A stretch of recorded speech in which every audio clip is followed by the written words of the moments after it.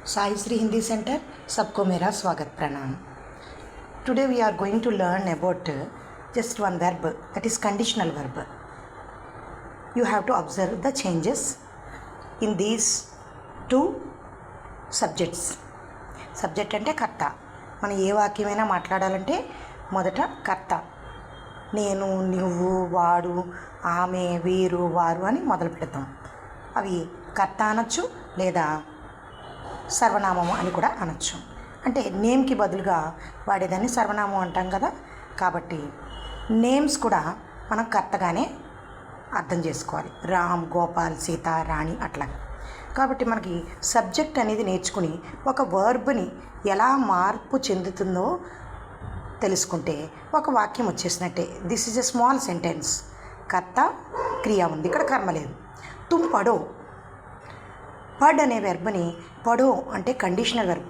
నీవు చదువుము, you read. ఆప్ పడియే, అది కూడా యు రీడే, యు రీడ్.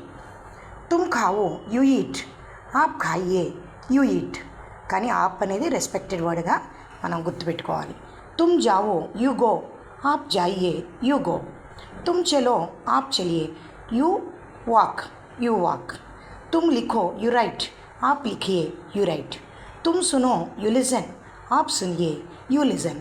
ఇంగ్లీష్లో డిఫరెన్స్ ఉండదు, కానీ తెలుగులో మాత్రం మనం నీవు, మీరు అని వాడతాం. తుమ్ పడో, నీవు చదువుము. ఆప్ పడియే, మీరు చదవండి. పడియే చదవండి. ఖాయియే తినండి. జాయియే వెళ్ళండి. చలియే నడవండి. లిఖియే వ్రాయండి. సునియే వినండి. ఈ విధంగా పడో చదువుము, ఖావో తినుము, జావో వెళ్ళుము, చలో నడువుము, లిఖో వ్రాయుము, సునో వినుము. ఈ విధంగా మనం తుమ్ ఆప్ మధ్యలో డిఫరెన్స్ని మనం నేర్చుకోవాలి.